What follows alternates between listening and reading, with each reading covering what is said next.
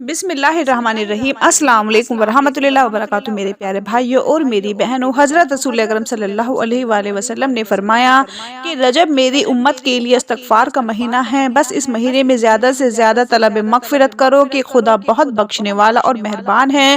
رجب کو اسب بھی کہا جاتا ہے کیونکہ اس مہینے میں میری امت پر خدا کی رحمت بہت زیادہ برستی ہے۔ واضح رہے کہ ماہ رجب، شعبان اور رمضان بڑی عظمت کے حامل ہیں اور بہت سی روایت میں ان کی فضیلت بیان کی ہوئی ہے،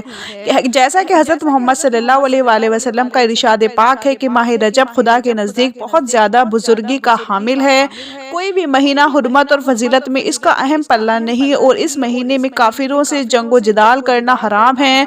آگاہ رہو، رجب خدا کا مہینہ ہے، شعبان میرا مہینہ ہے اور رمضان میری امت کا مہینہ ہے۔ رجب میں ایک روزہ رکھنے والے کو خدا کی عظیم خوشنودی حاصل ہوتی ہے،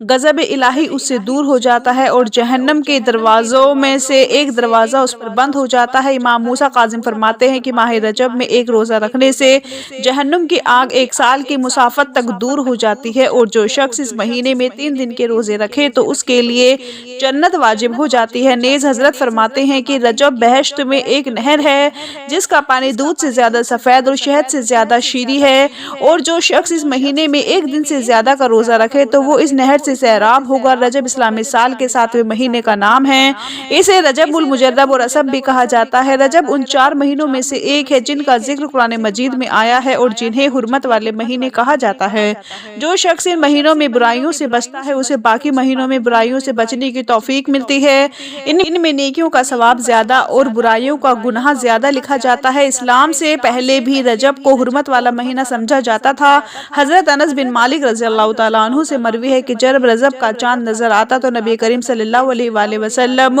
یوں دعا مانگتے تھے: اے اللہ، ہمارے لیے رجب اور شعبان کے مہینوں میں برکت عطا فرما اور ہمیں رمضان کا مہینہ نصیب فرما۔ اسے ایمان سبرانی اور امام احمد بن حنبل نے روایت کیا ہے۔ میرے بھائیوں، میری بہنوں، اگر یہ وظیفہ آپ نے نہیں پڑھا تو آپ نے کچھ بھی نہیں پڑھا۔ پورے سال میں اگر آپ لوگ چاہتے ہو کہ آپ پر دولت بنا موسم کی بارش کی طرح برسے، یہ 1 دن کا عمل آپ لوگ کر لینا۔ اگر آپ لوگ پڑھ لو تو میرے بھائیوں، میری بہنوں، تو آپ کو پورا سال کیا پوری زندگی دولت کی تنگی نہیں رہے گی۔ انشاءاللہ آپ کو ایسا خاص وظیفہ بتاؤں گی کہ آپ کی خالی جھولی اگر وظیفہ پڑھتے ہی پیسوں سے نہ بھر جائے تو کہنا،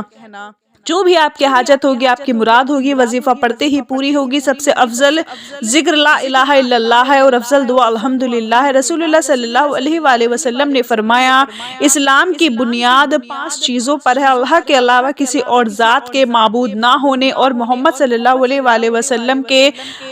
اللہ کے رسول ہونے کی گواہی دینا، نماز پڑھنا، زکوٰۃ دینا، حج کرنا اور رمضان کے روزے رکھنا۔ اس حدیث کو امام بخاری نے روایت کیا ہے۔ آپ صلی اللہ علیہ وآلہ وسلم نے فرمایا کہ سب سے بہتر بات جو میں نے اور مجھ سے پہلے والے نبیوں نے کہی ہے وہ یہ ہے کہ ایک اللہ کے سوا کوئی اور معبود برحق نہیں اور نہ اللہ کا کوئی اور شریک ہے۔ اس کی بادشاہت ہے، ساری بڑائی اس کے لیے ہے اور وہ ہر چیز پر قدرت رکھتا ہے۔ لا الہ الا اللہ کے احساس پر اللہ تعالیٰ نے جنت کو مزین و آراستہ کیا ہے، جہنم کو بھڑکایا ہے اور نیکی اور بدکاری کا بازار لگایا ہے۔ آپ صلی اللہ علیہ وآلہ وسلم نے فرمایا، اللہ کے نبی حضرت نوح علیہ السلام جب حالت نزاع میں تھے اس وقت آپ نے اپنے بیٹے سے کہا، میں تمہیں لا الہ الا اللہ کو مضبوطی سے تھامے رہنے کا حکم دیتا ہوں، کیونکہ 7 آسمان اور 7 زمین میں اگر ایک پلڑے میں رکھ دیا جائے اور لا الہ الا اللہ دوسرے پلڑے میں رکھ دیا جائے تو کلمہ توحید کا پلڑا بھاری ہو جائے گا، اور اگر 7 آسمان اور 7 زمین ایک تہجیدہ معمہ ہوتے تو کلمہ توحید اس کا حل ضرور پیش کر دے گا۔ لا الہ الا اللہ کے مفہوم کا علم رکھنا، اس کا مطلب یہ ہوتا ہے کہ کلمہ توحید پڑھنے والا یہ جان لے کہ اس کا مفہوم کیا ہے، اور یہ کلمہ اللہ تعالیٰ کے علاوہ ہر ایک سے خدائی کی نفی اور اس کے لیے الوہیت کو ثابت کرنے کا مفہوم پر مشتمل ہے۔ اللہ تعالیٰ فرماتا ہے کہ اے نبی، آپ یقین کر لیں کہ اللہ کے سوا کوئی معبود نہیں۔ کامل یقین، اس کا مطلب یہ ہوتا ہے کہ کلمہ توحید پڑھنے والے شخص کے دل میں اس کلمے کے معنی یا مفہوم کے بارے بارے میں کوئی شک نہ ہو۔ اس لیے اللہ تعالیٰ فرماتا ہے کہ مومن تو وہ ہے جو اللہ پر اور اس کے رسول پر پکا ایمان لائے، پھر شک و شبہ نہ کرے اور اپنی جانوں سے اللہ کی راہ میں جہاد کرتے ہیں اور اپنے دعوی ایمان میں یہ سچے اور راست گو ہیں۔ اور آپ صلی اللہ علیہ وآلہ وسلم کا ارشاد ہے کہ میں گواہی دیتا ہوں کہ اللہ تعالیٰ کے علاوہ کوئی معبود برحق نہیں ہے اور میں اللہ کا رسول ہوں۔ ان دو باتوں میں شک نہ کرنے والا بندہ اللہ تعالیٰ سے اس حال میں ملے گا کہ وہ جنت کا مستحق رہے گا۔ اللہ تعالیٰ فرماتا ہے کہ بعض لوگ کہتے ہیں کہ ہم اللہ تعالیٰ پر اور قیامت کے دن پر ایمان رکھتے ہیں، لیکن در حقیقت وہ ایمان والے نہیں ہیں، وہ اللہ تعالیٰ کو اور ایمان والوں کو دھوکہ دیتے ہیں، لیکن دراصل وہ خود اپنے آپ کو دھوکہ دے رہے ہیں مگر سمجھ دیتے نہیں۔ لا الہ الا اللہ کا یہی مفہوم ہے اور یہی اس کی شرائط ہے جو اللہ تعالیٰ کے دربار میں نجات کا سبب بنتی ہے۔ امام حسن بصری رحمۃ اللہ علیہ سے کسی نے یہ سوال کیا کہ بعض لوگ کہتے ہیں کہ جو لا الہ الا اللہ کہے گا وہ جنت میں داخل ہوگا، تو امام حسن بصری نے کہا کہ جو شخص لا الہ الا اللہ کہے گا، اس کے فرائض کو بجا لائے اور اس کے حقوق کو ادا کرے، وہ جنت میں داخل ہو جائے گا۔ لا الہ الا اللہ کے صرف زبانی دعوے سے کچھ فائدہ ہونے والا نہیں ہے جب تک کہ کہنے والا شخص اس کے تقاضوں پر عمل نہ کرے اور اس کی شرائط کی پابندی نہ کرے، اور جو صرف زبان سے کلمے کا اقرار کرے اور اس کے تقاضوں پر عمل نہ کرے تو صرف زبان اقرار اس وقت تک سود مند نہیں ہے جب تک کہ وہ اپنے اقرار کو اعمال کے ساتھ مربوط نہ کر لے۔ میرے بھائیو میری بہنوں، اگر آپ نے میرا یہ بتایا ہوا وظیفہ آپ نے چلتے پھرتے پڑھ لیا، میرے بھائیو میری بہنوں، آپ کو چاہے ذاتی مکان چاہیے ہو یا آپ کو دنیا جہان کی دولت چاہیے ہو یا آپ کو گاڑی چاہیے ہو، بنگلہ چاہیے ہو، محل چاہیے ہو، قرضوں سے چھٹکارا چاہتے ہو، بچوں کی شادی کروانا چاہتے ہو، اپنی شادی کا مسئلہ ہے، دہیج کا مسئلہ ہے، بے اولادی ہے، تنگ دستی ہے، فاقے ہے، مفلسی ہے، لاچاری ہے، غریبی ہے، فقیری ہے، مسکینی ہے، جو بھی آپ کے مسئلے مسائل ہیں یہ وظیفہ پڑھتے ہی حل ہو جائیں گے۔ میرے بھائیوں میری بہنوں، پورا دن آپ کے پاس ہے، جس دن میری یہ ویڈیو آئی ہے اسی دن آپ کو یہ وظیفہ نوٹ کر لینا ہے، پورا دن موجود پڑا ہے، بالکل سستی مت کرنا، ماہ رجب کے کسی بھی دن پڑھنا ہے، اس ویڈیو کو مت گنوانا۔ میرے بھائی میری بہنوں، آپ لوگ چاہتے ہو کہ آپ کی پوری زندگی سنور جائے، پورا سال آپ پیسوں میں کھیلو تو پورا سال اتنا پیسہ آئے گا کہ ساری زندگی کام آئے گا، پورا سال بڑی سے بڑی حاجتیں مرادیں انشاءاللہ پوری ہوں گی۔ وظیفہ پڑھتے ہی اپنی زندگی میں تبدیلی دیکھنا، اپنی زندگی میں خوشیاں دیکھنا، اپنی حاجتوں کو پورا ہوتے ہوئے دیکھنا۔ پیارے دوستوں، بھائیوں بہنوں، میں خود بھی یہ وظیفہ لازمی پڑھتی ہوں اور اللہ پاک نے ایسی جگہ سے رزق اور دولت کے اسباب بنائے ہیں۔ میرے بھائیوں میری بہنوں، میں آپ کو کیا بتاؤں، جتنا میں نے مانگا اللہ تعالیٰ نے اس سے کہیں زیادہ مجھے عطا کیا۔ ایسی جگہ سے پیسہ آتا ہے میرے بھائیوں میری بہنوں، آپ لوگوں کی عقل حیران رہ جائے گی۔ بہت سے دکھیارے، پریشان،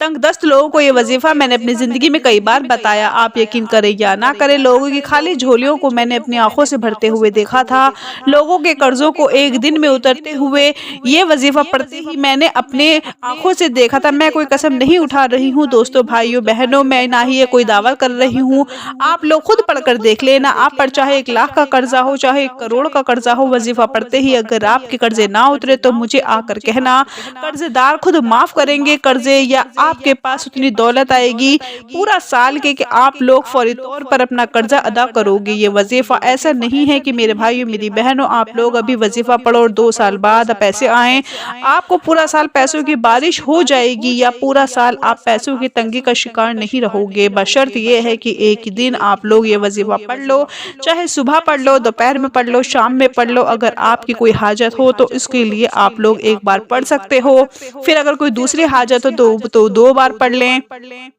3 بار کر لیں، 4 بار کر لیں، پورا دن پڑھتے رہیں، کوئی نقصان نہیں بلکہ فائدے ہی فائدے ہیں۔ عمل بالکل آسان سا ہے، اتنا آسان کہ کوئی ایسے بہن بھائی نہیں ہوں گے جن کو ایک لفظ پڑھنا بھی نہیں آتا، نہ دیکھ کر پڑھنا آتا ہے،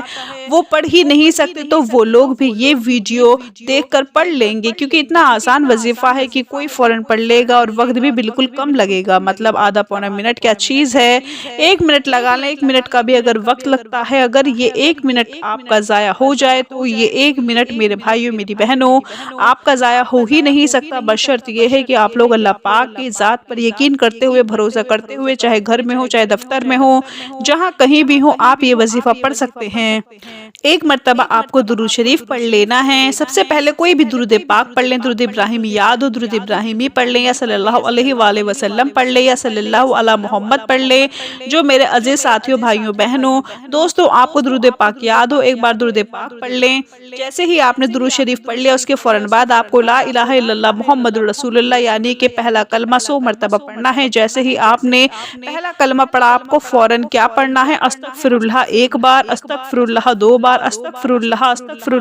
100 مرتبہ۔ پہلا کلمہ 70 مرتبہ آپ کو استغفر اللہ پڑھ لینا ہے۔ 100 مرتبہ آپ کو پہلا کلمہ پڑھنا ہے اور 70 مرتبہ آپ کو استغفر اللہ پڑھ لینا ہے۔ اس کے بعد آپ نے یہ وظیفہ پڑھنا ہے، یہ کلمات، یہ وظیفہ اتنا مجرب ہے کہ میرے بھائیو میری بہنوں کیا بتاؤں۔ جیسے ہی آپ نے 70 مرتبہ استغفر اللہ پڑھ لیا تو فوراً ہی یہ کلمات پڑھنا شروع کر دیں۔ بڑے آسان سے کلمات ہیں۔ بسم اللہ الرحمن الرحیم 1 مرتبہ پڑھیں، پھر دوسری مرتبہ بسم اللہ الرحمن الرحیم، پھر تیسری مرتبہ بسم اللہ الرحمن الرحیم پڑھیں، 3 مرتبہ بسم اللہ الرحمن الرحیم پڑھنا ہے۔ اس کے بعد فوراً سے 21 مرتبہ سورہ کوثر سب سے آخر میں پڑھ لینی ہے۔ بالکل آخر میں آپ کو 21 مرتبہ سورہ کوثر جیسے ہی پڑھ لیں، 21 مرتبہ ہی حسبنا اللہ و نعم الوکیل پڑھ لیں، 1 مرتبہ درود پاک پڑھ لیں جو آپ نے شروع میں پڑھا تھا وہی آخر میں پڑھ لیں۔ اس کے ساتھ ساتھ میرے بھائیو میری بہنوں اپنا استغفار کا ذکر بھی کرتے رہنا ہے اور اپنے گناہوں کو بخشواتے رہنا ہے۔ اپنا بہت سارا خیال رکھیں، اپنے دعاؤں میں یاد رکھیں، 5 وقت کی نماز پڑھیں۔ اللہ حافظ۔